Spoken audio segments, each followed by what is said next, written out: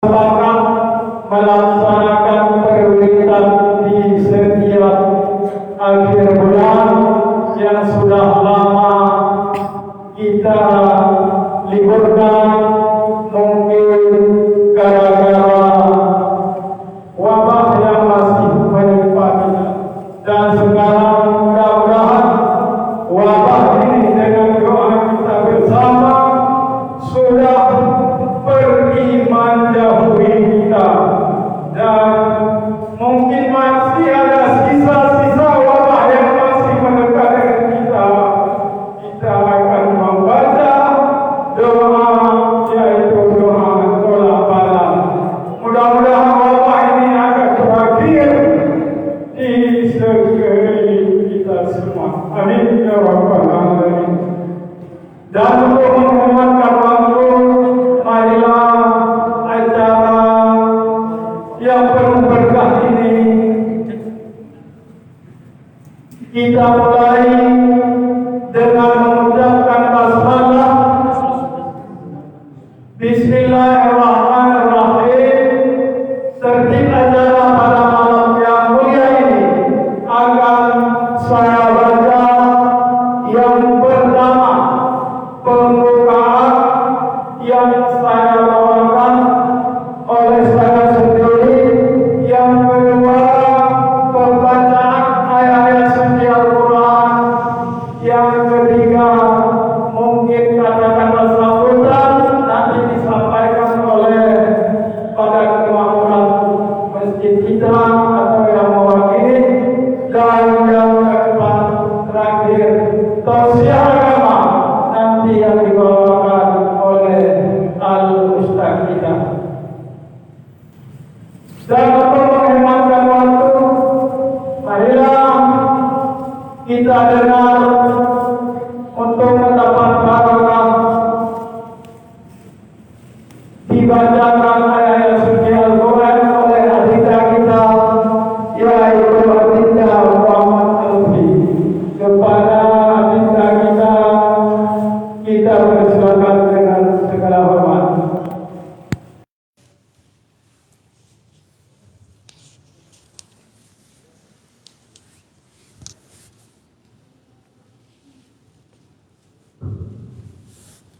Assalamualaikum warahmatullahi wabarakatuh.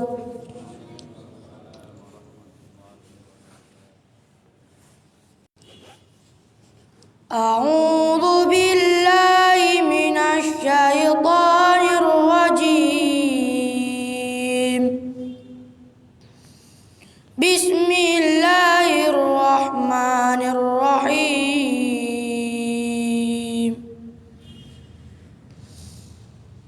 Ya ayyuhan nasu inna khalaqnakum min dzakarin wa untha wa ja'alnakum syu'uban wa qabaila lita'arafu.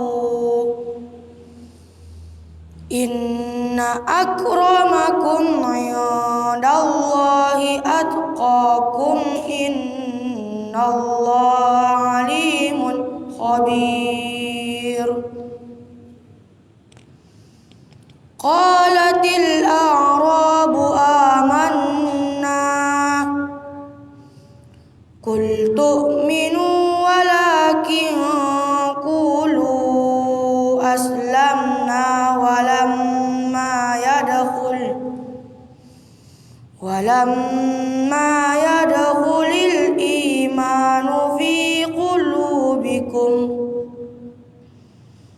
wa in tuti'u Allaha wa rasulahu la yalitkum min a'malikum syai'a, innallaha ghafurur rahim.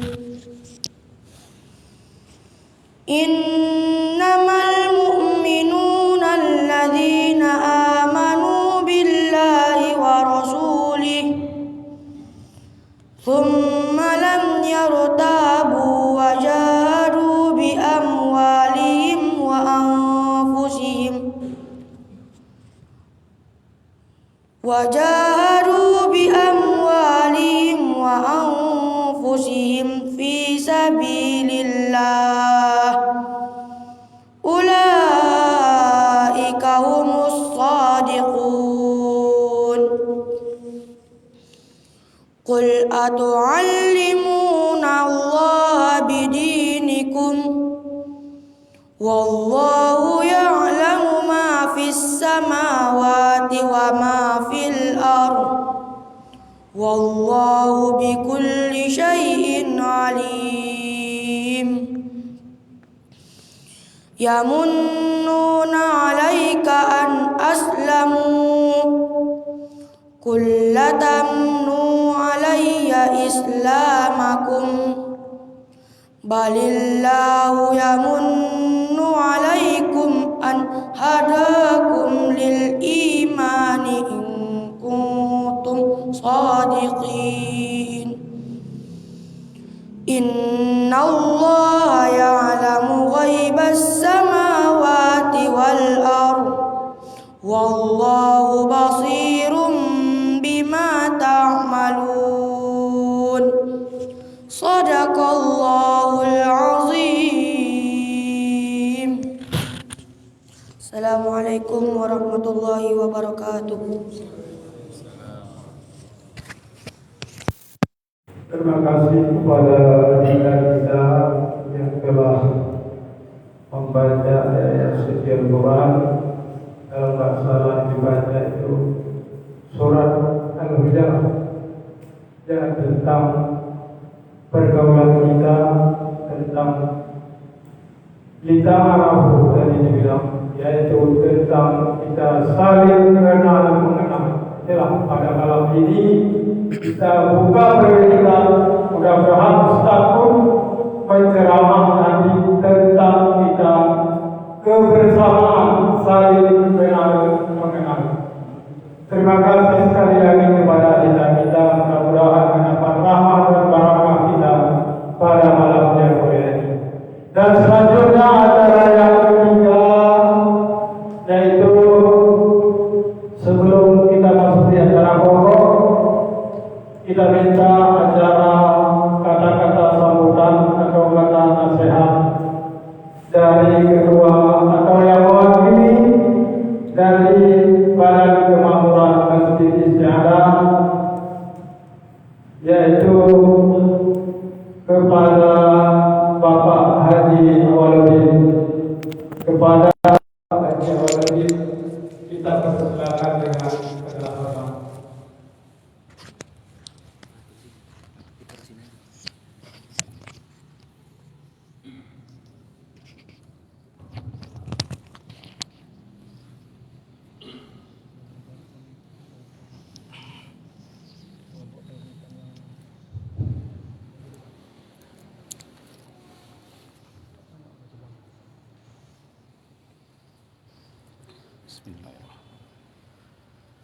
Assalamualaikum warahmatullahi wabarakatuh. Alhamdulillah wa syukurillah wa la hawla wa la quwwata illa billah. Allahumma salli ala rasulillah nabiyyina Muhammadin wa mawalah wa man tabi'ahum bi ihsanin ila yaumil qiyamah, amma ba'du.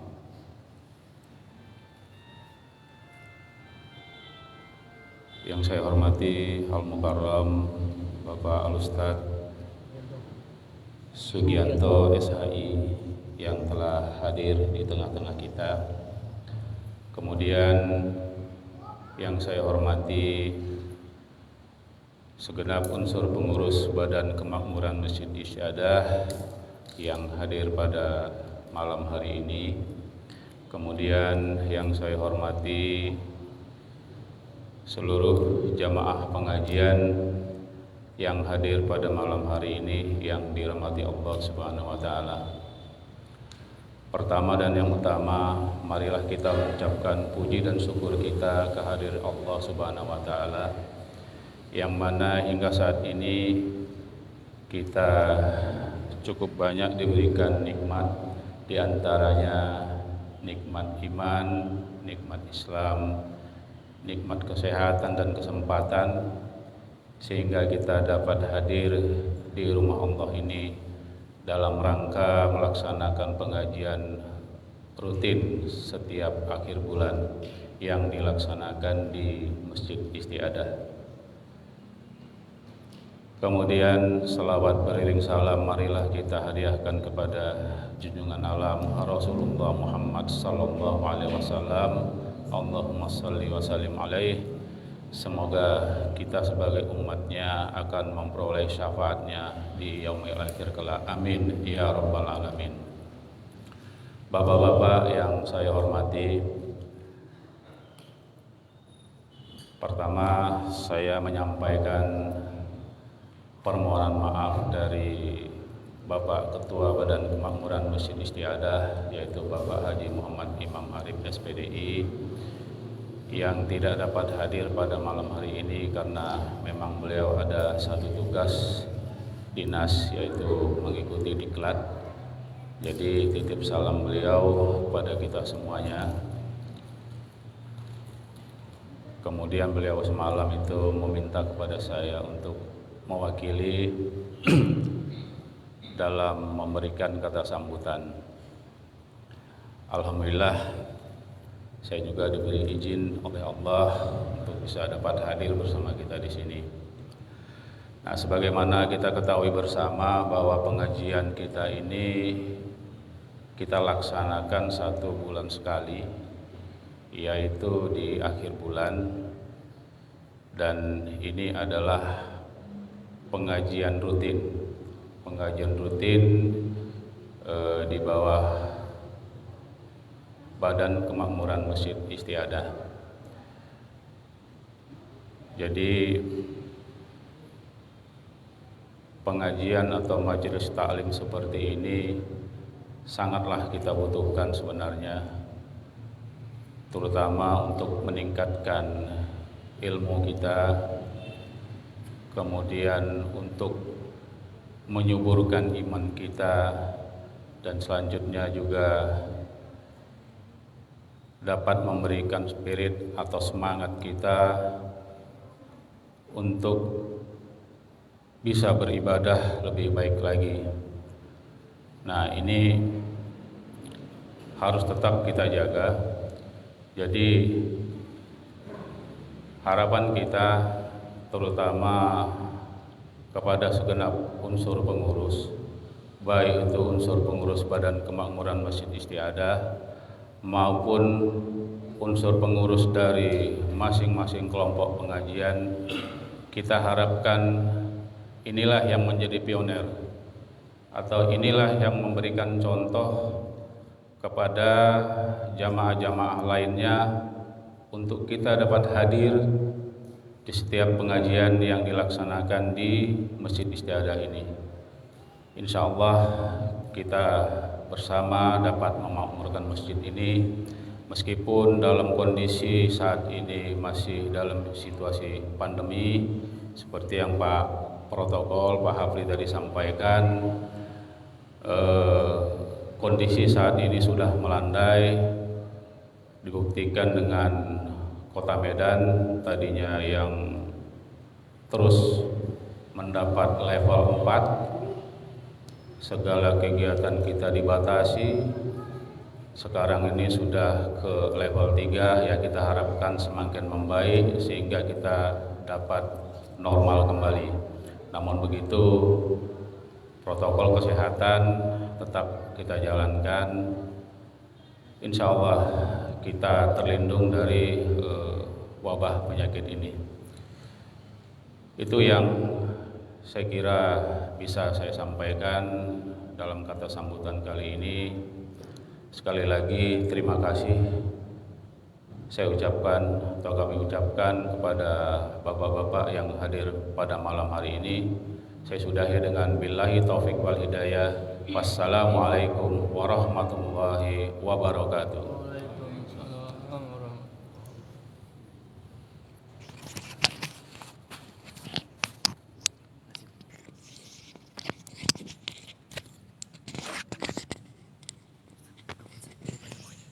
Terima kasih kepada Ketua Badan Kemakmuran Masjid kita masjid istiadat atau yang mewakili. Mudah-mudahan apa yang disampaikan oleh beliau Bapak Haji Waluddin menjadi masukan bagi kita. Sekaranglah kita berlomba-lomba kepada kebaikan, yaitu dengan kata lain disebut fastabiqul khairat.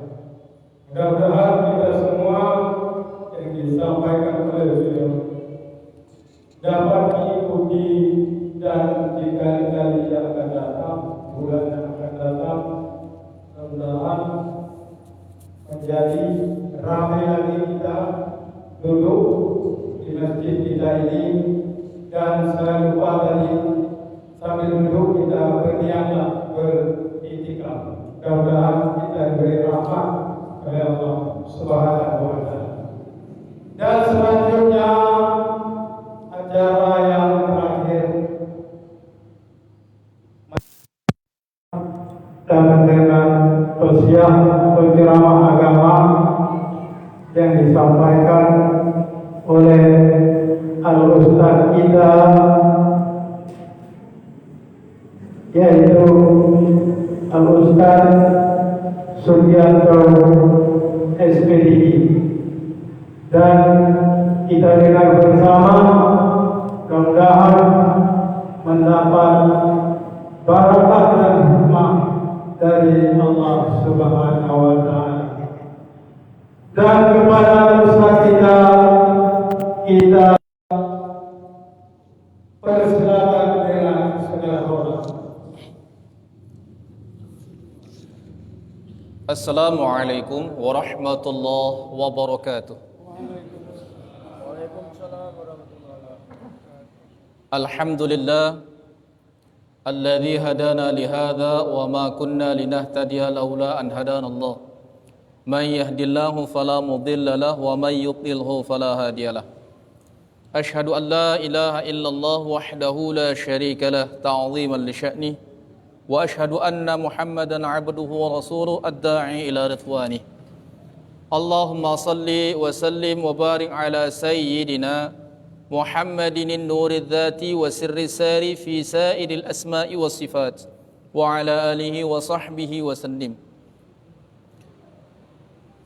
Allahumma anfa'na bima 'allamtana wa 'allimna ma yanfa'una warzuqna 'uluman tanfa'una fid dini wad dunya wal akhirah, amma ba'd.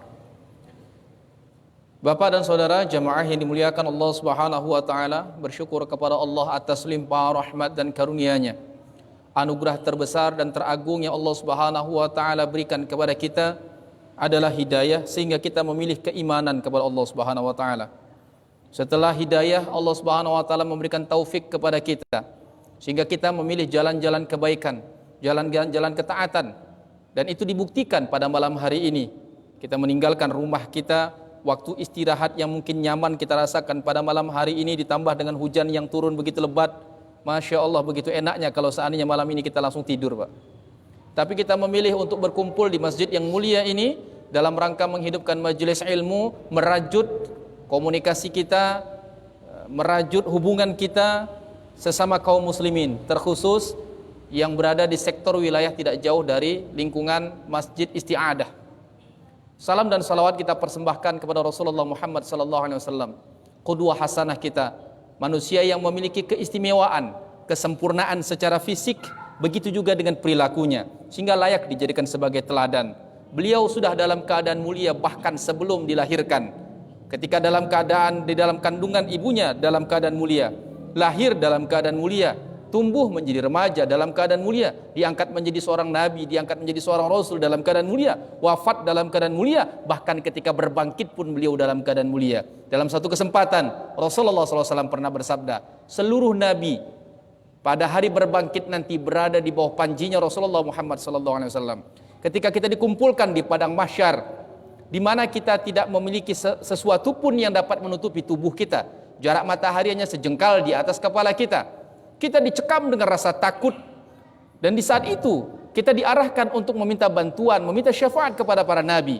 Kita datang kepada Nabi Adam enggan untuk memberikan syafaat. datang kepada Nabi Nuh. Nabi Nuh pun enggan untuk memberikan syafaat. 124.000 nabi yang diangkat oleh Allah Subhanahu wa taala. 313 diantaranya diangkat menjadi rasul. Tidak ada satu pun yang dapat memberikan syafaat sampai kita datang kepada Rasulullah Muhammad SAW, yang syafaat ini dikenal dengan istilah syafaatul uzma. Mudah-mudahan Allah Subhanahu wa taala menghujamkan perasaan cinta yang dalam ke dalam hati kita kepada Rasulullah Muhammad SAW, sebagaimana beliau pun cinta kepada kita dengan cinta yang teramat dalam. Dan semoga pada akhirnya nanti pada yaumul hisab kita mendapatkan syafaat dari Rasulullah Muhammad SAW. Amin ya rabbal alamin. Jamaah yang dimuliakan Allah Subhanahu wa taala, kita mungkin sering mendengar kata silaturrahim. Silaturrahim ini sudah menjadi bahagian dari bahasa Indonesia karena merupakan kata serapan. Tetapi ketika silaturrahim ini menjadi kosakata dalam bahasa Indonesia, maknanya menjadi sangat luas sekali. Padahal silaturrahim adalah sesuatu yang merupakan bahagian dari ajaran Islam yang harusnya memiliki standarisasi atau memiliki batasan yang jelas. Bahkan dewasa ini orang bertengkar hanya gara-gara penyebutan silaturrahim yang tepat itu yang mana. Yang betul itu silaturrahim atau silaturrahmi.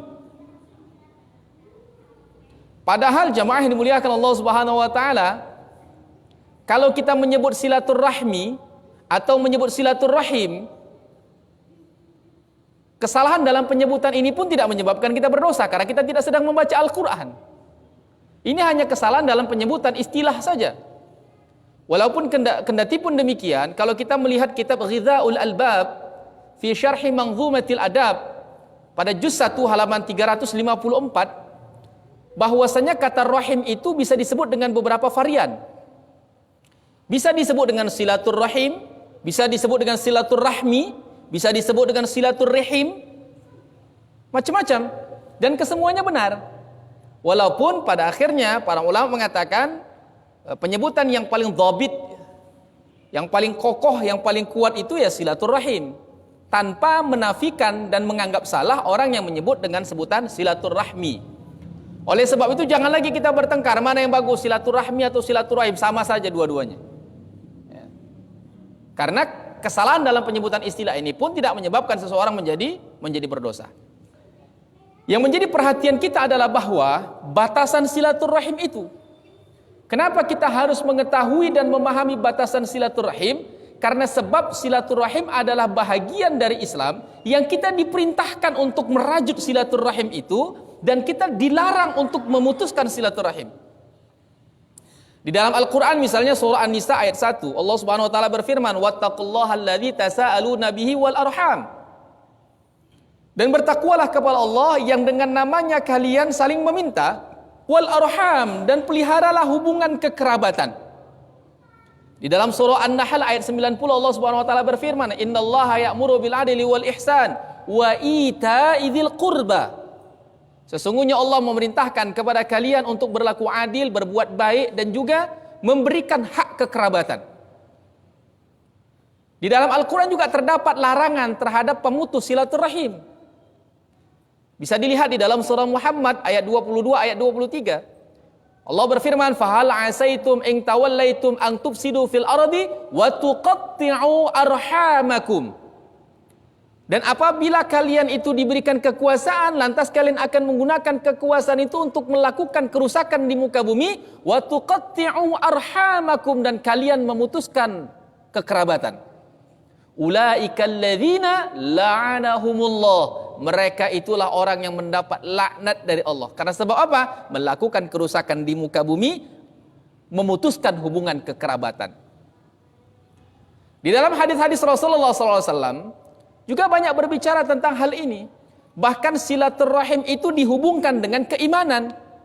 Di dalam sebuah hadis yang diriwayatkan oleh Imam Bukhari wa Muslim, Rasulullah SAW bersabda, man kana yu'minu billahi wal yawmil akhir falyasil rahimah. Siapa yang beriman kepada Allah, beriman kepada hari akhir, maka hendaklah dia menghubungkan kekerabatan. Mafhum mukhalafahnya, kalau tidak menghubungkan kekerabatan, berarti dia tidak beriman kepada Allah, tidak beriman kepada hari akhir.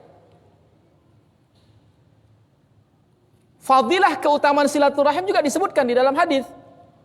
Man ahabba ayyubsata lahu fi rizqihi wa yumsa'alahu fi atharihi falyasil rahimah. Siapa yang suka rezekinya dilapangkan oleh Allah Subhanahu wa taala dan usianya dipanjangkan, maka hubungkanlah kekerabatan. Ancaman juga ada. Di dalam sebuah hadis Rasulullah katakan, la yadkhulul jannata qati'ar rahim. Tidak akan masuk ke dalam surga orang yang memutus silaturahim. Bahkan dalam satu riwayat Rasulullah menjelaskan ada perbuatan dosa yang azabnya ditimpakan di akhirat dan sebahagian disegerakan di dunia. Salah satu di antaranya adalah pemutus silaturahim. Oleh sebab itu jemaah yang dimuliakan Allah Subhanahu wa taala, kalau kita membuat standar silaturahim dalam bahasa Indonesia maka akan sangat luas sekali maknanya. Ketika seorang politikus mengumpulkan massa untuk mendapatkan suara sebanyak-banyaknya, maka dia akan menggunakan momentum itu dengan tema silaturahim. Seorang pebisnis bertemu dengan koleganya, duduk di meja makan, maka dia akan katakan itu adalah wujud dari silaturahim. Seorang laki-laki yang mencoba melakukan pendekatan kepada seorang perempuan, motifnya adalah silaturahim. Dua orang kekasih yang putus hubungan tapi tidak mau berjauh-jauhan, mereka akan katakan jangan putuskan silaturahim. Pengajian buat nama silaturahim, masjid buat nama silaturahim, organisasi buat nama silaturahim. Karena terlalu lebarnya makna silaturahim dalam bahasa Indonesia, maka kita tidak bisa menemukan dhobitnya, tidak menemukan batasannya. Padahal sebenarnya dari nas-nas yang saya sebutkan di awal, jelas bahwasanya kita diperintahkan silaturahim, dilarang untuk memutuskan silaturahim. Oleh sebab itu kan kita harus memahami standarnya. Sampai titik di mana kita sudah dianggap melakukan perintah mengerjakan silaturahim, atau justru kita mengerjakan larangan dalam bentuk memutuskan silaturahim. Jamaah yang dimuliakan Allah Subhanahu wa taala, yang pertama yang harus kita paham bahwasanya silaturahim itu merupakan kata majemuk. Terdiri dari dua kosakata, silah dan rahim. Silah maknanya menghubungkan dan menghimpun. Karena dia menghubungkan berarti menghubungkan sesuatu yang terputus. Karena dia menghimpun maka yang dimaksud adalah menghimpun sesuatu yang terserak. Sedangkan rahim itu maknanya adalah uterus, atau tempat di mana janin itu tumbuh berkembang sampai lahir ke permukaan bumi ini. Yang kita sebut dengan istilah rahim dalam tubuh wanita. Sehingga para ulama mengatakan silaturahim itu maknanya adalah menghubungkan kekerabatan, tidak secara luas. Sehingga kita tidak melihat keanehan ada seseorang yang begitu dekat dengan teman karibnya, tapi di sisi yang lain bermusuhan dengan kakak dan abang kandungnya. Sehingga kita tidak melihat keanehan ketika ada orang yang begitu akur dengan tetangganya, tapi bermusuhan dengan mertuanya. Dan dia katakan, aku adalah penghubung silaturahim. Ini adalah sebuah ketimpangan. Oleh sebab itu maka yang disebut dengan silaturahim adalah menghubungkan kekerabatan kepada orang yang memiliki hubungan nasab kepada kita atau hubungan pernikahan kepada kita. Lantas bagaimana mewujudkan silaturahim ini? Dijelaskan di dalam kitab Umdatul Qari yang ditulis oleh Al-Imam Badruddin Al-Aini pada juz 22. Kitab ini ada 25 jilid. Pada juz 22 halaman 99, ia mengatakan wali silah darajat. Silaturahim itu memiliki level-level, memiliki tingkatan-tingkatan. Yang kemudian dijelaskan oleh Al-Imam Ibnu Hajar Al-Asqalani di dalam kitab beliau Fathul Bari pada juz 10 halaman 418. Ia mengutip pendapat Asy-Syaikh Ibnu Abi Jamrah bahwasanya silaturahim itu maknanya yang komprehensif, isalu ma amkana minal khairi wa daf'u ma amkana minasyarri bihasbi taqah. Engkau memberikan sesuatu yang baik atau engkau mencegah sesuatu yang buruk sedaya mampumu. Kepada siapa? Kepada kerabat. Itulah silaturahim. Tetapi baiklah jamaah yang dimuliakan Allah Subhanahu wa taala, kita lihat terlebih dahulu level-level silaturahim ini.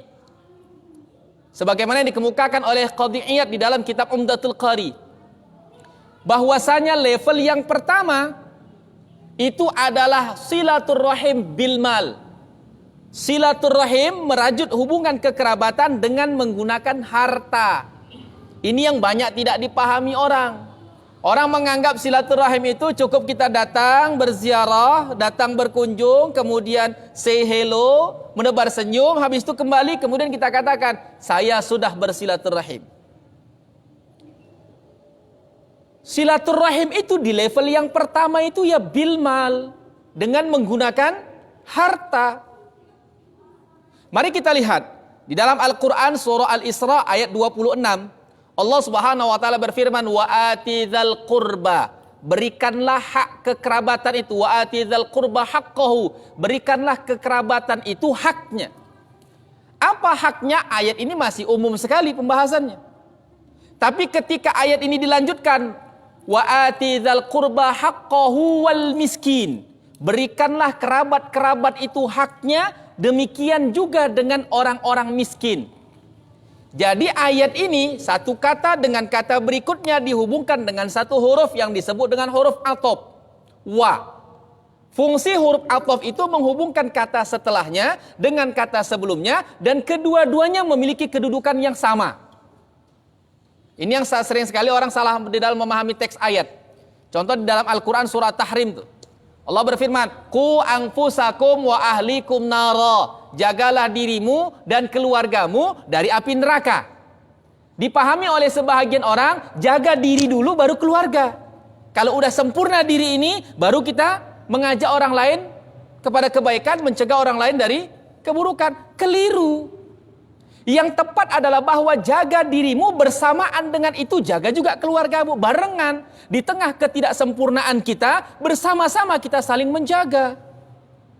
Karena fungsi waw itu menunjukkan lil ma'iyah, kebersamaan. Kedudukannya sama. Jadi Ustaz, kita belum sempurna. Apa boleh orang yang belum sempurna ini berdakwah? Siapa manusia yang sempurna selain Rasulullah Muhammad SAW?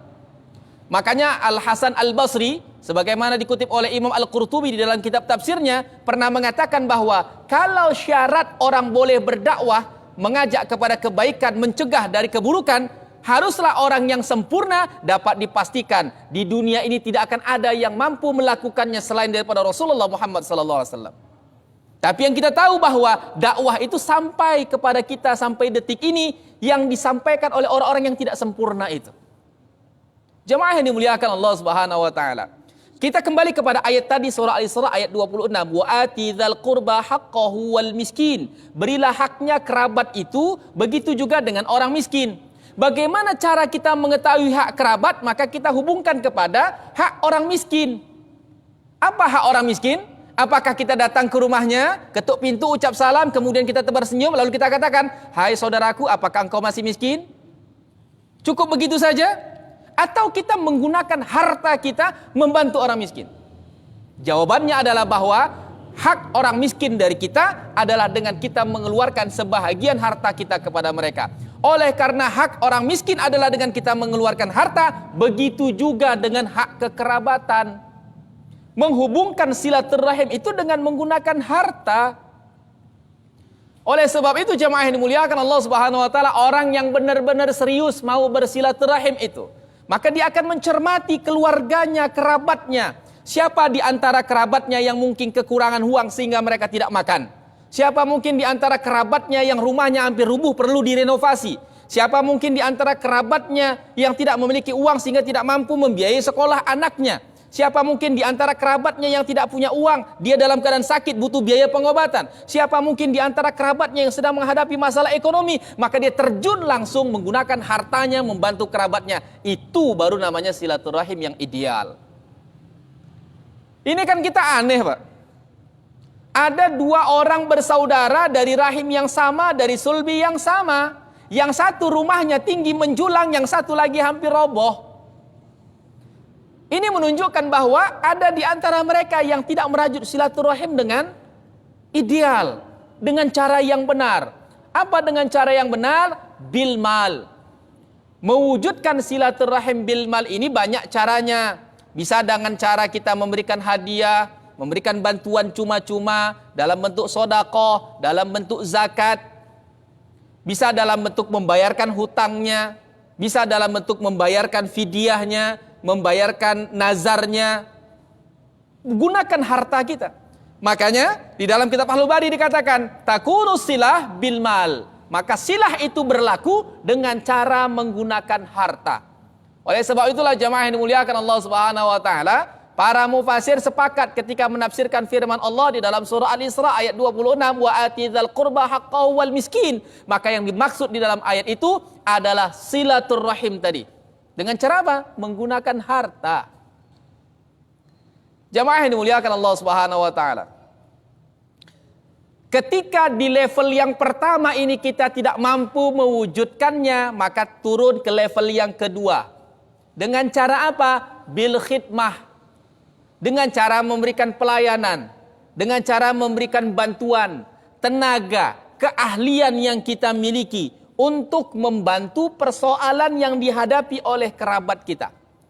Mungkin kerabat kita rumahnya sedikit mengalami kerusakan, kita punya keahlian pertukangan. Kita bisa memperbaikinya, kita bantu memperbaikinya. Yang pada kesimpulannya bil khidmah ini adalah qada'ul hajah wa daf'ul mudhar. Adalah dengan mewujudkan apa yang dibutuhkannya dan mencegah dia dari mengalami kesulitan-kesulitan. Apa yang bisa kita berikan? Kita tidak bisa memberikan harta, kita bisa memberikan ide kita. Ketika dia dihadapi dengan sebuah persoalan-persoalan hidup, maka kita hadir untuk meringankan bebannya dengan mengeluarkan ide-ide yang dapat mengeluarkannya dari persoalan-persoalan hidupnya. Ini namanya bil khidmah, dengan memberikan bantuan pikiran dan keahlian yang kita punya. Jamaah yang dimuliakan Allah Subhanahu wa taala, bayangkan kalau dua level ini saja kita terapkan di tengah-tengah kehidupan kita, maka kita akan melihat betapa sejahteranya umat Islam itu. Tapi kalaupun seandainya di level yang kedua kita tidak mampu, maka jatuh di level yang ketiga. Apa itu? Biziarah, dengan cara mengunjunginya. Bagaimana cara mengunjunginya? Ketika bertemu, bertatapan muka, bitalaqatil wajh, dengan wajah yang berseri-seri, bitalattuf, dengan interaksi yang lemah lembut, dengan mujalasah, duduk bersama dengan dia, mukalamah, berbicara-bicara bersama dengan dia. Ini biziarah namanya. Terlihat sangat sepele dan sederhana sekali biziarah ini dibandingkan dua level di atasnya, tetapi tidak bisa disesederhanakan juga. Karena terkadang sebahagian besar orang, ziarah ini adalah sesuatu yang sangat penting. Apalagi memang orang yang sudah tua. Orang yang sudah tua ini lebih cenderung mengalami kesepian. Kawannya sudah berkurang. Sehingga ketika dia tidak dikunjungi oleh kerabatnya, hatinya menjadi kecil. Begitu dikunjungi oleh kerabatnya, hatinya menjadi senang, menjadi lapang. Oleh sebab itulah menjadi tradisi di Indonesia ini, atau di bumi Nusantara, ketika Idul Fitri orang pulang kampung. Omak-omak kita, nenek-nenek kita di kampung tuh tak berharap kita itu pulang membawa uang banyak, membawa oleh-oleh yang banyak. Yang penting dia bisa melihat cucunya, melihat anaknya, udah senang kali hatinya. Kita kirim uang banyak-banyak, kita transfer uang banyak-banyak pun, kalau wujud kita tidak muncul di hadapannya, kecil hatinya, sedih, meneteskan air mata dia. Oleh sebab itu wajar-wajar saja. Di Indonesia ini, 2 tahun terakhir ini ketika musim pandemi, dibuat aturan tidak boleh mudik, dilabrak sama orang semua. Dilanggar, karena apa? Itu tadi. Karena kita memahami bagaimana perasaan orang tua kita, apa yang menjadi harapan mereka. Jamaah yang dimuliakan Allah Subhanahu wa taala, ini biziarah. Biziarah itu dapat diwujudkan dengan berbagai cara. Contohnya mendatangi undangan, itu masuk dalam kategori biziarah. Sebab kalau ada orang mengundang kita, kita tak datang, tersinggung orang. Cuman terkadang budaya kita ini pula mempersulit orang datang undangan. Wajib bawa amplop. Nanti mulai dihitung-hitung itu. Kalau kita bikin acara resepsi pernikahan atau acara pesta apapun bentuknya, kita mulai hitung-hitung itu. Kita tandain, ini nyumbang 50.000, nanti kalau aku diundang aku segitu juga lah ngasihnya. Ini nyumbangnya nggak ada nih, nggak modal aku ngasih apa-apa sama dia. Oh dia nggak datang, nggak mau aku datang lagi. Modelnya model orang pesta balas dendam. Padahal mewujudkan, menghadiri undangan itu adalah sebuah kewajiban, bahagian dari hak muslim yang harus dipenuhi. Tapi kita justru mempersulit orang untuk hadir. Dengan apa? Dengan tradisi kita. Coba bayangkan jemaah yang dimuliakan Allah Subhanahu wa taala. Kalau ada orang pesta, kita datang ke rumahnya, menghadiri acara pestanya, berapa kira-kira nominal uang yang kita siapkan? 50.000, 100.000, atau yang paling kecil 20.000? Coba dibandingkan ketika ada orang meninggal dunia, kita datang melayat, Pak. Berapa nominal uang yang kita masukkan ke dalam mangkok itu? 50.000, 100.000, atau di bawah itu? 10.000. Kalau ada lebih kecil lagi 5.000, ada lebih kecil lagi 2.000. Kita masukkan ke situ. Padahal kalau orang mau bikin acara resepsi pernikahan tuh, 3 bulan sebelum acara udah bentuk panitia tuh. Udah persiapan dananya, keluarga sudah kumpul, udah ada persiapan. Orang meninggal kan nggak pakai persiapan, Pak. Tahu-tahu meninggal saja itu, kena musibah. Entah pas pegang uang atau nggak pegang uang tuh ahlul musibah. Harusnya kita lebih berperan di sana menggunakan harta kita. Tapi justru di acara pernikahan kita lebih cepat mengeluarkan banyak biaya daripada orang yang mengalami kemalangan. Ini yang ketiga, biziarah. Makanya dikatakan di dalam kitab Tanbihul Ghafilin yang ditulis oleh Syekh Abu Laits As-Samarqandi pada halaman 138, ia katakan wa illam yaqdir ala silah bil mal falyasilhum biziarah wal i'anah fi a'malihim in ihtaju ilaih. Kalau seandainya tidak mampu bersilaturahim dengan menggunakan harta, maka hendaklah bersilaturahim itu dengan cara berziarah, mengunjunginya, atau membantu pekerjaan-pekerjaan mereka jika mereka membutuhkan bantuan itu. Ini 3 level pertama, Pak. Level yang keempat, kalau kita tidak bisa juga biziarah, maka setidaknya bisalam, dengan mengucapkan salam. Ini berdasarkan hadis Rasulullah SAW yang diriwayatkan oleh Imam Al-Bazzar, bersumber dari Abdullah bin Abbas. Rasulullah bersabda, "Bullu arhamakum walau bisalam." Rajutlah hubungan kekerabatan itu walaupun dengan hanya sekedar mengucapkan salam. Mengucapkan salam itu bisa dilakukan secara langsung. Mengucapkan salam itu sebagai tanda bahwasanya kita sedang tidak memutuskan hubungan dengan seseorang. Ketika kita mengucapkan salam, bisa dilakukan dengan cara langsung atau dengan cara dititipkan melalui orang lain, titip salam namanya. Atau di zaman sekarang lebih mudah lagi, banyak media yang bisa kita gunakan untuk menyampaikan salam kita. Ada SMS, ada WhatsApp, ada telepon, ada Facebook. Kalau di zaman dulu mungkin menggunakan surat. Makanya Syekh Al-Bujairami di dalam kitab Tuhfatul Habib pada juz 3 mengatakan bahwasanya yang wajib dalam bersilaturahim itu adalah biziarah wal hadiyah, dengan cara berkunjung dan memberikan hadiah.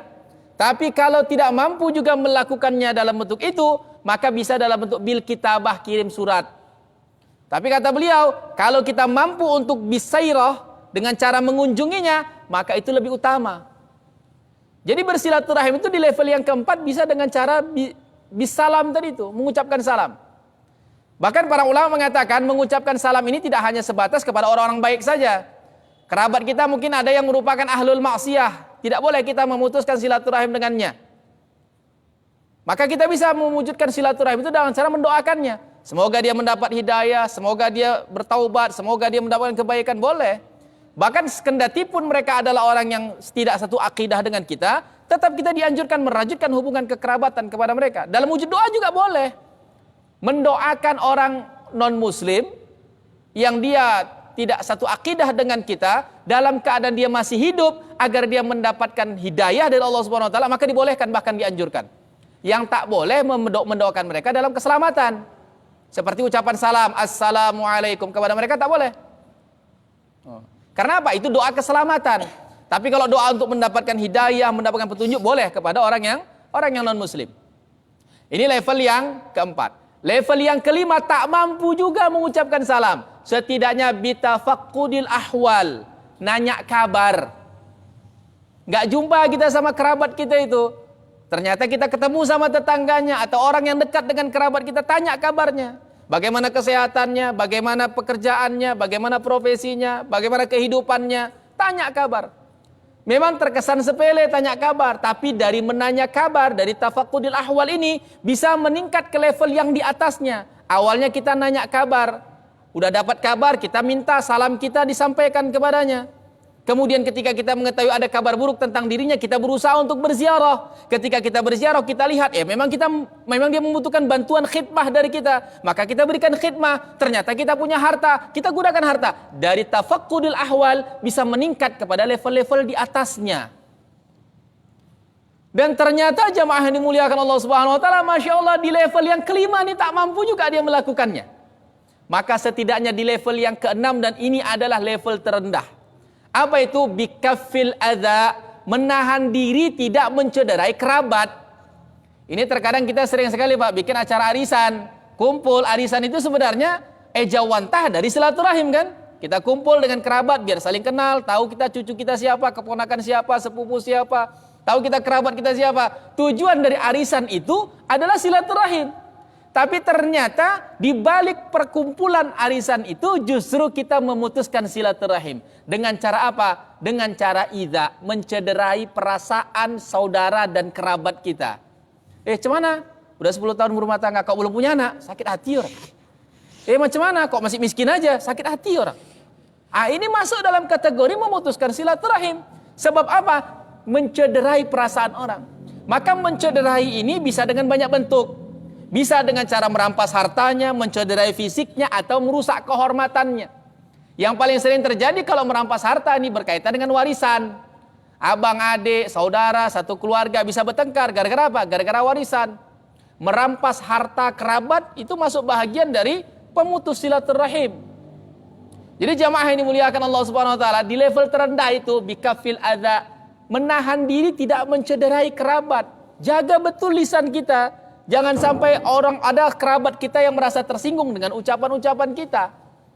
Ini terkadang kita suka kali memang mencederai perasaan saudara kita. Tanya kabarnya tapi tujuannya untuk merendahkan. Hidupnya 10 tahun kok gitu-gitu aja, nggak nambah-nambah. Rumahnya lihat tuh nggak dibangun-bangun, gitu-gitu aja. Semuanya salah lah pokoknya. Ini yang keenam. Jadi jamaah yang dimuliakan Allah Subhanahu wa taala, pada kesimpulannya, Qadhi Iyad mengatakan, sebagaimana dikutip oleh Syekh Ibnu Allan di dalam kitab Dalilul Falihin, pada juz 2, ia katakan bahwasanya, yakhtalifu dzalika biikhtilafil qudrah wal hajah. Perbedaan cara kita merajut silaturahim tadi itu disesuaikan dengan daya mampu kita dan kebutuhan. Kita lagi punya uang, tapi kerabat kita nggak butuh uang, maka tidak dengan menggunakan harta kita merajut silaturahim itu. Atau kerabat kita butuh uang tapi kita nggak punya uang, maka tidak dengan harta juga kita mewujudkan silaturahim itu. Disesuaikan dengan kemampuan kita dan disesuaikan juga dengan kebutuhan kerabat kita itu. Jadi jamaah yang dimuliakan Allah Subhanahu wa taala. Lalu bagaimana kategori orang yang masuk dalam kategori pemutus silaturahim? Ini disebutkan di dalam kitab Is'adur Rafiq, syarah dari Sulamut Taufiq. Pada juz 2 halaman 117, ada 3 karakter orang yang dianggap sebagai pemutus silaturahim. Yang pertama, al-isa'ah, mencederai kerabat. Seperti yang saya katakan tadi, bisa dengan cara merampas hartanya, melukai fisiknya, atau menghilangkan kehormatannya. Yang kedua, bitarkil ihsan, dengan menahan diri tidak melakukan kebaikan. Kita punya harta, saudara kita butuh harta, kita tahan harta, nggak mau kita bantu, pemutus silaturahim Pak. Walaupun tiap hari kita datang ke rumahnya. Bitarkil ihsan. Atau kerabat kita butuh ide, butuh masukan dari kita, butuh koneksi dari kita. Kita bisa bantu dalam bentuk khidmah tadi itu, tapi kita menahan diri tidak membantunya, lebih memilih membantu orang lain kita. Itu masuk dalam kategori pemutus silaturahim. Jamaah yang dimuliakan Allah Subhanahu wa taala. Ini yang kedua. Dan yang ketiga, disebutkan di dalam kitab Is'adur Rafiq itu, pemutus silaturahim yang ketiga itu adalah qat'u ma allafahu al-qarib min sabiqin bi ghairi udhrin syar'iyyin. Apabila ada kerabat yang memang biasa dia memberikan bantuan kepada kerabatnya, tahu-tahu bantuan itu diputusnya. Dia punya keponakan nih, biasa keponakan itu dia yang menanggung biaya sekolahnya karena dia tahu keponakan itu orang miskin. Tanpa ada sebab musabab dia putus bantuan tadi itu. Maka ini masuk dalam kategori memutuskan silaturahim. Jamaah yang dimuliakan Allah Subhanahu wa taala, dari penjelasan ini menjadi jelaslah bagi kita mana bahagian dari upaya kita merajut silaturahim itu dan mana bahagian dari perbuatan yang masuk dalam kategori pemutus silaturahim, sehingga jelaslah dhobitnya. Oleh sebab itu, detik ini, malam ini kita sudah bisa menentukan apakah kita termasuk bahagian dari orang yang merajut silaturahim atau sebaliknya, justru kita merupakan bahagian dari orang yang memutuskan silaturahim. Kalau kita merupakan bahagian dari orang yang merajut silaturahim, maka kita akan mendapatkan janji-janji dari Rasulullah Muhammad SAW. Rezeki kita akan dilapangkan, usia kita akan ditambah oleh Allah Subhanahu wa taala.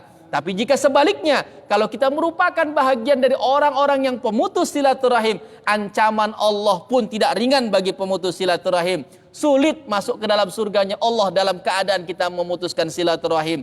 Allah Subhanahu wa taala murka dengan orang yang memutuskan silaturahim. Bahkan siksanya bukan hanya diberikan ketika berada di akhirat, di dunia pun Allah Subhanahu wa taala sudah menyegerakan siksanya. Semoga Allah Subhanahu wa taala melindungi kita dari perilaku memutuskan silaturahim dan Allah memberi taufik kepada kita untuk berupaya terus merajut silaturahim kepada kerabat-kerabat kita. Demikian mungkin yang dapat disampaikan pada kesempatan kali ini.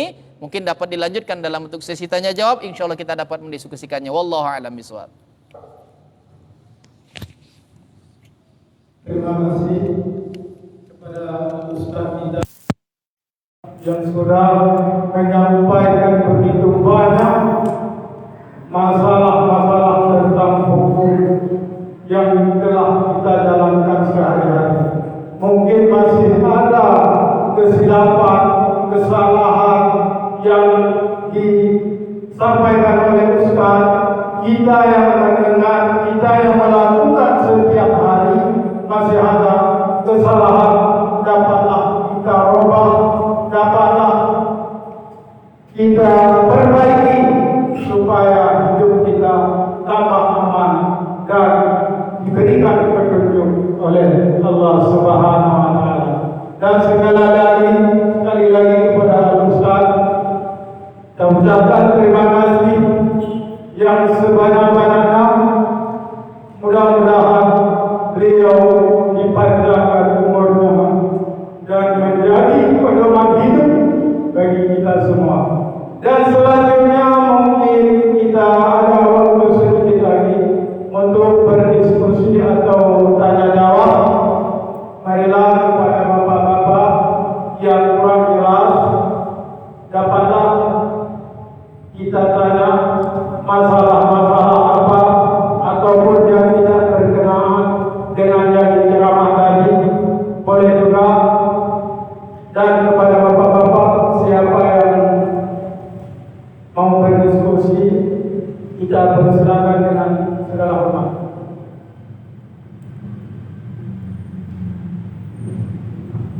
Assalamualaikum. Sekarang ini kita kondisi dengan situasi sekarang ini, kadang-kadang orang memang sengaja diumumkan bahwa kami tak terima tamu, kami lagi lockdown, kami diisoman. Ya kan saya tak mau terima tamu, takut dia orang datang ke rumahnya, bawa rumah tak terus. Nah ini apakah hal-hal seperti ini juga termasuk hal yang memutus silaturahim? Nah yang dibutuhkan, kalau kita lihat, ada kita baca tulisan dari Al-Quran yang mengatakan bahwa perkembangan Islam di Inggris itu besar. Di Inggris itu sekarang ini ada 500 gereja yang tutup dan ada 423 masjid yang tutup.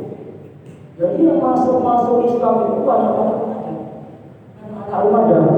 Nah, fenomena ini juga terjadi di Indonesia. Di Indonesia itu banyak yang besar masuk Islam itu anak muda.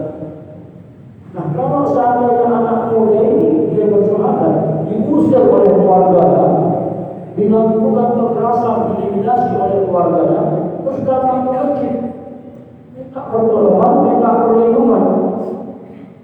Macam mana kita ditanggung jawab ini? Dan bagaimana tanggung jawab kita? Apa yang harus kita lakukan supaya kita tidak kena pasal juga? Pasal yang membujuk dan lain sebagainya. Nah ini gimana Ustaz? Baik. Dewasa ini di 2 tahun terakhir karena pandemi COVID-19, maka komunikasi dan interaksi sosial kita menjadi terganggu. Karena sebab penularan virus COVID-19 ini awal mulanya itu diopinikan sangat menyeramkan dan sangat mengerikan sekali. Penyebarannya sangat cepat dan sangat luar biasa itu. Apakah saat ini virus COVID itu sudah berhenti dari negara Republik ini? Tidak juga. Kalau kita ke rumah sakit, kita akan tetap menemukan begitu banyak pasien yang diidentifikasi atau didiagnosa mengidap positif COVID-19. Tetapi rasa takut kita, jujur saja lah, rasa takut kita tidak sama di tahun 2019-2020 dengan sekarang, Pak. Betul nggak kira-kira, Pak?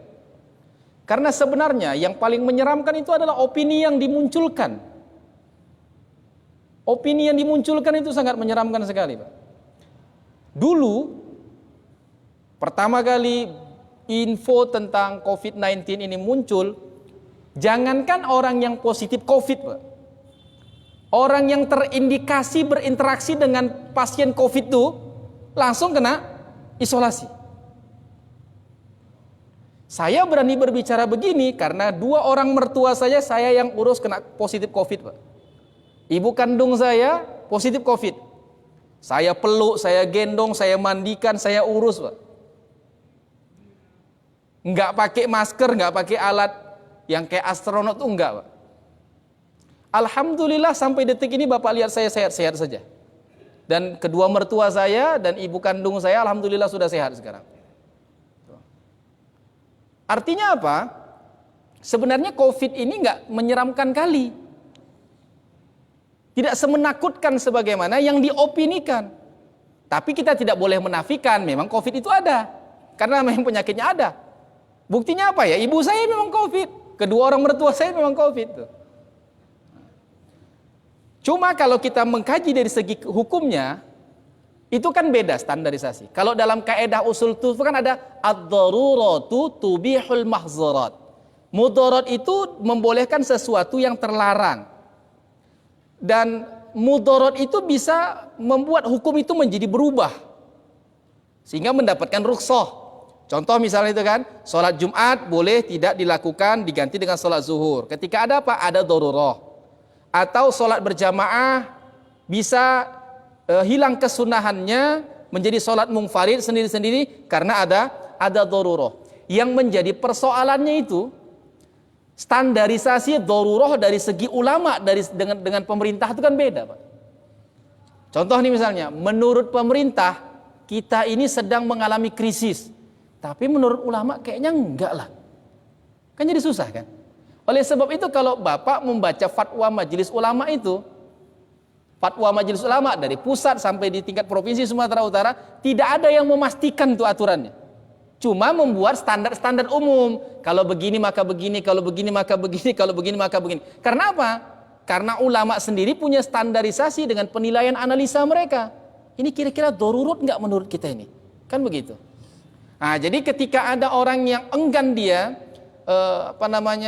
menerima tamu karena dengan alasan kondisi darurat seperti itu, maka kembali kepada kaedahnya sebenarnya kan. Kalau dalam kondisi darurat, maka bolehlah hukum itu berubah.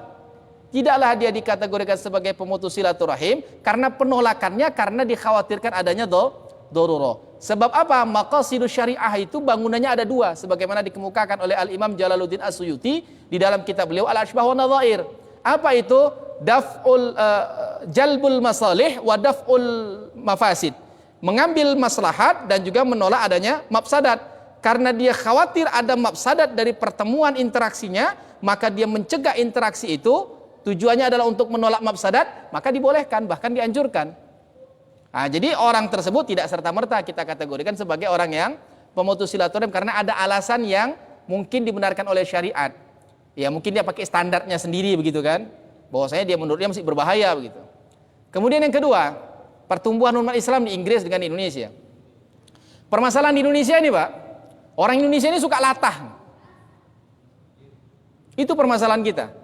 Contoh sederhananya, dewasa ini kita dihadapkan dengan isu yang dibawa oleh seorang influencer itu. Makanya rame itu di media sosial kan, di Twitter, di Instagram, di Facebook gitu ya, tentang seorang influencer yang mengkampanyekan child free. Tahu child free, Pak? Laki-laki dan perempuan menikah dan memutuskan tidak mau punya anak. Baik dari anak kandungnya sendiri, anak pungut, anak angkat, pokoknya nggak mau punya anak lah, mereka mau berdua saja itu. Kalau di Eropa, ini sudah berlangsung sejak tahun 1970. Tapi dibawa di Indonesia. Sebenarnya secara hukum di dalam Islam tuh, sebagaimana fatwa pernah dikeluarkan oleh Mufti Al-Azhar, itu di Darul Ifta pada tahun 2019, ya memang tidak diharamkan. Orang boleh memilih tidak menikah. Orang yang tidak menikah kan tidak diharamkan, karena hukum menikah itu kan relatif.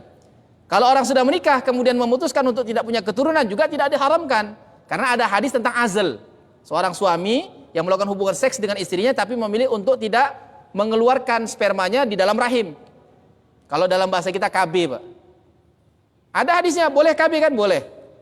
Kalau seandainya child free ini dijadikan sebagai kebijakan atau keputusan pribadi, tidak ada masalah.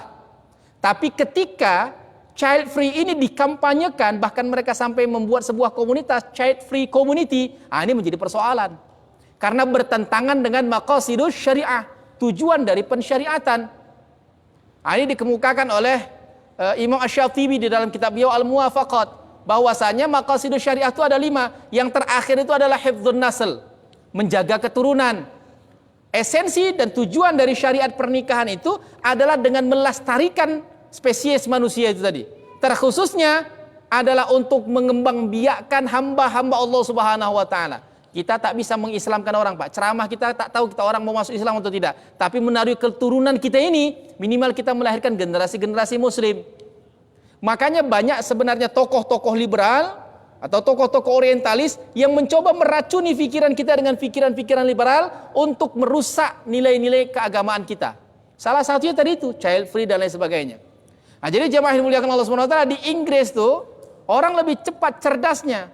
Makanya ketika dulu ada orang nanya, kalau orang masuk ke dalam Islam itu berdasarkan analisa dan penelusuran yang panjang. Kalau orang keluar dari Islam biasanya karena faktor ekonomi. Itu di tahun-tahun 90-an itu ramai itu, Pak. Orang keluar dari agama Islam menjadi murtad hanya gara-gara Indomie 1 kotak tuh. Orang keluar dari Islam, kecerdasannya menurun. Orang masuk Islam karena kecerdasannya meningkat. Karena sebab apa? Mari kita lihat saja itu. Kalau kita lihat di media-media sosial atau di YouTube tuh, biasa ada seminar-seminar yang dibuat oleh Arit Matea. Seminar ini biasa berkaitan tentang perdebatan perbandingan agama tuh, antara muslim, non-muslim. Kalau dalam konteks ilmiah kan boleh, Pak. Yang nggak boleh ini kan secara terbuka kita. Nah, itu jadi bahaya, jadi melanggar hukum dia kan. Tapi kalau dalam kajian ilmiah seperti yang dibuat oleh Arit Matea, diskusi perbandingan agama itu, maka kita akan menemukan betapa banyak sekali pembuktian-pembuktian kebenaran Islam secara ilmiah dan ketidakbenaran agama yang selain daripada agama Islam. Akan banyak sekali kita temukan fakta itu. Dan kita akan menemukan fakta kekonyolan-kekonyolan orang-orang yang ngakunya dulunya adalah ustadz kemudian murtad. Disuruh baca Quran susah, katanya ustadz. Yang kemudian murtad. Suruh baca Quran susah. Menerjemah pun entah apa-apa diterjemahnya. Sebenarnya nggak ustadz atau cuma ngaku-ngaku ustadz saja itu. Nah, jadi jemaah yang dimuliakan Allah Subhanahu wa taala, di Indonesia ini juga sedang tumbuh-tumbuhnya itu semangat keberagamaan itu. Ya contohnya misalnya sejak aksi 212 nih, Masya Allah, Pak, hampir di setiap masjid kalau Jumat itu ada makan siang kita dapat, Pak. Sedekah Jumat tuh. Kapan mulai munculnya itu? 2011 tuh. Udah mulai muncul sedekah, orang banyak bersedekah sekarang. Nah, semangat keislaman juga muncul. Tetapi di balik semangat keislaman muncul ini, kita juga harus benar-benar selektif, berhati-hati. Karena sebab apa? Ada mulai pemahaman-pemahaman ekstrim yang tumbuh di balik ramainya semangat keislaman itu. Apa contohnya, Pak? Sekarang ini kan banyak sekolah-sekolah tahfiz nih, atau pesantren tahfiz kan? Itu bahagian dari fitnah akhir zaman itu, Pak, pesantren tahfiz itu. Kalau seandainya pesantren tahfiz tidak dibarengi dengan pemahaman yang benar, dikhawatirkan akan muncul banyak penghafal Al-Quran tapi nggak paham dengan Al-Quran. Begitu dia menjadi hafiz 30 juz, pulang dia ke rumahnya, dia bilang kafir, syirik, bid'ah, kafir, syirik, bid'ah. Karena apa? Dia cuma hafal Quran tapi tak memahami Al-Quran itu. Nah, ini juga menjadi fitnah bagi kita. Oleh sebab itu kalau kita punya anak, punya kerabat, mau kita masukkan ke sekolah tahfiz, lihat sekolah tahfiznya, lihat pesantren tahfiznya. Ada nggak pendidikan agama yang mumpuni? Apakah akidahnya Ahlussunnah wal Jamaah? Atau akidah yang justru akidah yang menyimpang dari akidah Ahlussunnah wal Jamaah? Ini banyak tumbuh ini. Tuh. Oleh sebab itu jamaah yang dimuliakan Allah Subhanahu wa taala, jadi menyikapi banyak masuknya di Inggris orang Islam, bahkan di Indonesia juga. Kemudian bagaimana solusinya? Kalau di beberapa wilayah itu ada istilahnya itu mu'allaf center. Maka untuk membackup orang-orang yang masuk ke dalam agama Islam, biasanya orang masuk ke dalam agama Islam itu mendapat intimidasi dari pihak keluarganya misalnya. Intimidasi itu kan banyak bentuknya, bisa dalam bentuk verbal atau non verbal begitu kan. Nah, bagaimana cara melindungi mereka? Maka melindungi mereka juga melalui kekuatan hukum. Nah, kita melalui lembaga-lembaga yang resmi seperti Mu'allaf Center. Kalau di sini ada misalnya di masjid apa ini Pak? Masjid Muhajirin Kompleks Bumi Asri, itu ada Mu'allaf Centernya. Jadi setiap muslim, setiap orang non muslim yang baru masuk Islam dididik di sana, diberi fasilitas di sana. Ini kesalahan kita merasa bangga, aku sudah mengislamkan orang. Habis itu kita lepas begitu aja dia. Harusnya ketika kita sudah mengislamkan orang, kita bertanggung jawab untuk memberikan pendidikan yang layak tentang agama Islam kepada dirinya, sehingga mantap keimanannya. Jangan dilepas begitu saja, udah syahadat dia, habis itu lepas, udah dikawinkan sama anak awak. Entah pandai dia baca Quran, entah paham dia akidah, nggak paham, kita lepaskan begitu saja. Ini menjadi masalah.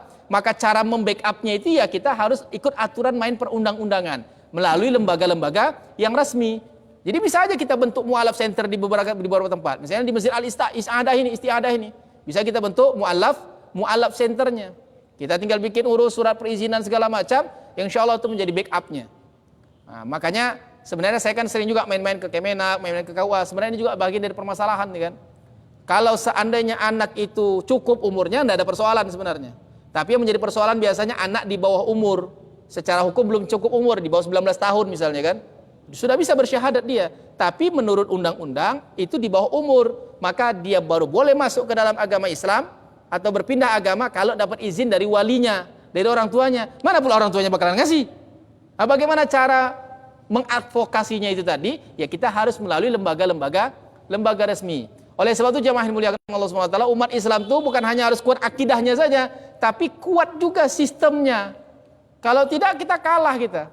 Masjid di Indonesia, di kota Medan ini banyak kali yang bermasalah. Karena apa? Sertifikat nggak ada. Kita udah bangun masjid, senang kita, kita udah punya masjid, tapi kita nggak tahu bagaimana sertifikatnya. Udah nggak kita urus sertifikatnya. Jangan sampai kita nggak tahu. Jangan pula nanti kita tiba-tiba masjid itu dirobohkan, kita ngamuk-ngamuk. Padahal kesalahan kita. Harus kita telusuri tuh track recordnya. Contoh nih misalnya ini Pak, ini biar kita tahu nih kan. Masjid Al-Jihad itu tahu Pak? Jalan Abdullah Lubis. Masjid yang banyak kegiatan-kegiatannya itu Pak. Kalau suatu saat masjid itu diratakan dengan tanah, jangan ngamuk-ngamuk kita Pak. Karena itu bukan tanah wakaf itu. Kontrak 25 tahun itu dari Pemko. Jadi kalau habis kontrak, Pemko nggak mengizinkan untuk dilanjutkan, ya udah. Dialokasikan kepada pembangunan yang lain atau mungkin diratakan dengan tanah. Jangan pula kita ngamuk-ngamuk, makanya kita harus tahu tuh. Makanya Masjid Al-Jihad itu kan bukan badan wakaf dia, yayasan. Karena sebab itu area itu dikontrak per 25 tahun. Nah, sama seperti beberapa masjid itu yang ada di daerah komplek-komplek itu atau di tanah garapan. Telusuri apakah itu wakaf atau tidak. Kalau tidak wakaf, ya kita siap-siap saja suatu saat bakal tergusur. Jangan nanti ujuk-ujuk kita ngamuk-ngamuk Pak. Kalah juga kita. Contoh masjid Amal Silaturahim itu ya di Jalan Asia Megamas itu kan. Itu udah kalah kita, di pengadilan udah kalah kita. Itu bakal bergeser itu masjid itu. Nah, jadi semangat kita itu bukan dengan energi yang berapi-api saja, tapi butuh kecerdasan menghadapi persoalan. Termasuklah persoalan ini, kita buat mu'allaf center atau lembaga-lembaga resmi yang memiliki kekuatan hukum untuk melindungi dan mengayomi orang-orang yang bersemangat untuk masuk ke dalam agama Islam dan orang-orang yang mu'allaf masuk ke dalam agama Islam. Kira-kira demikian. Allah a'lam bishawab.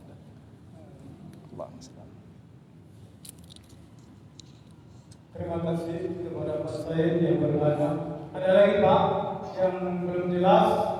Mungkin satu lagi kita kasih waktu. Ya kalau nggak ada,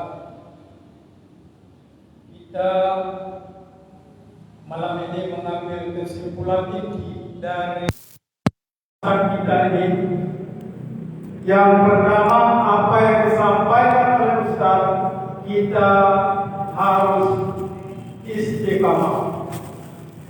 Artinya harus teguh pendirian, jangan disepelekan, jangan diremehkan. Itu kesimpulan pertama.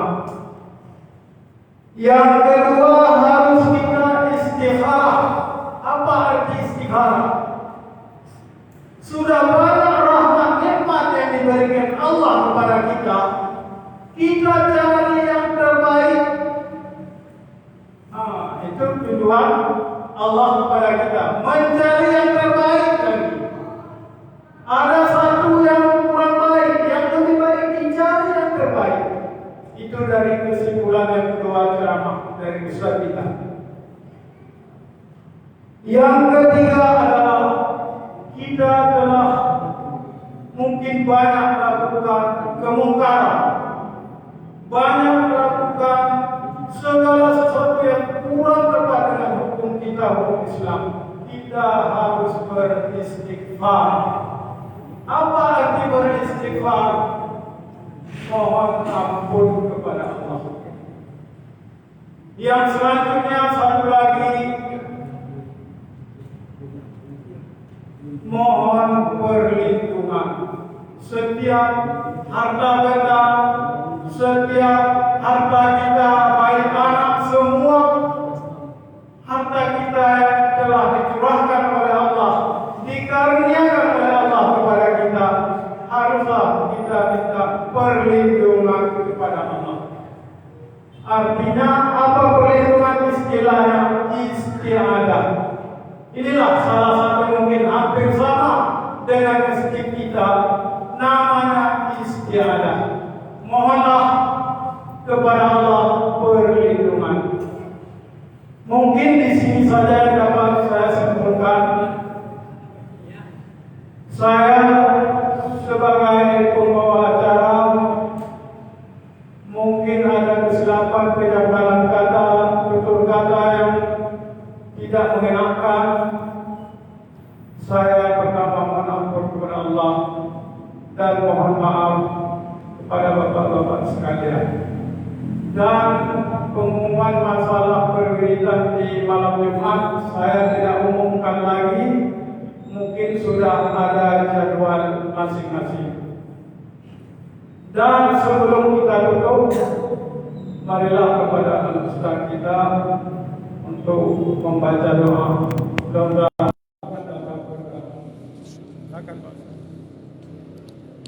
Alhamdulillah Rabbil Alamin, wassalatu wassalamu ala ashrafil anbiya'i wal mursalin wa ala alihi wa sahbihi ajma'in. Allahumma la ilaha illa anta subhanaka inna kunna minadh dhalimin.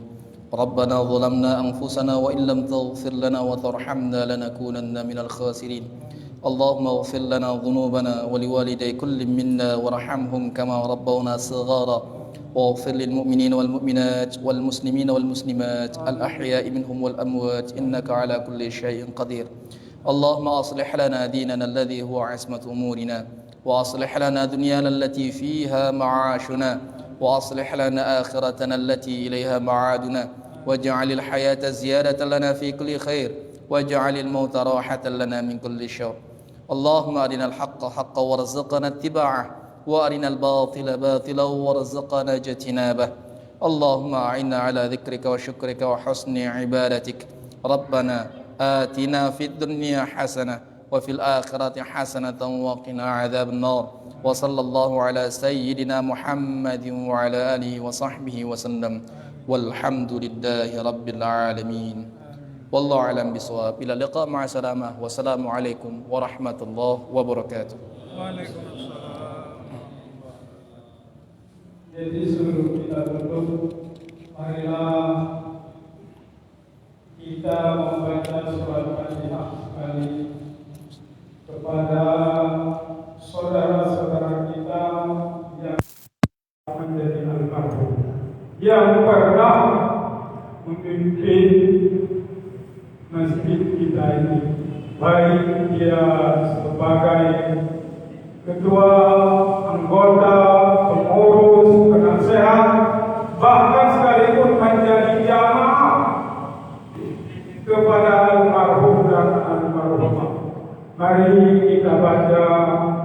sekali Al-Quran surat Al-Fatihah, summa hadhihi kiramil Fatihah. Bismillahirrahmanirrahim. Alhamdulillahi rabbil alamin. Ar-Rahmanir Rahim. Maliki yaumiddin. Iyyaka na'budu wa iyyaka nasta'in. Ihdinas siratal mustaqim. Siratal ladzina an'amta 'alaihim ghairil maghdubi 'alaihim waladdallin.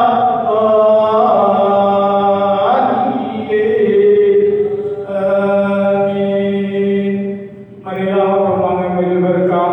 Mari kita yang paling terakhir membaca salawat ibadah ke Nabi kepada junjungan alam Nabi besar Muhammad sallallahu alaihi wasallam. Yang kita baca adalah salawat pada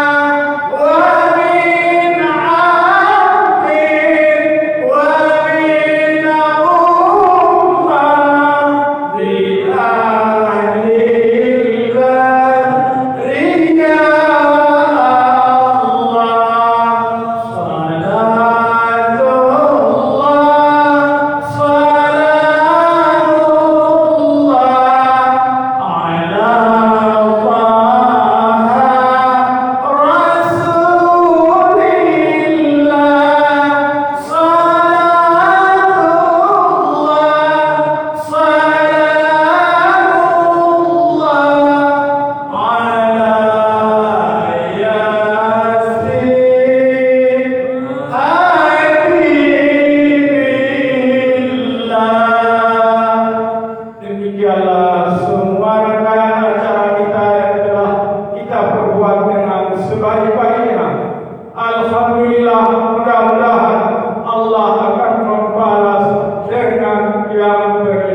ibadah. Hadana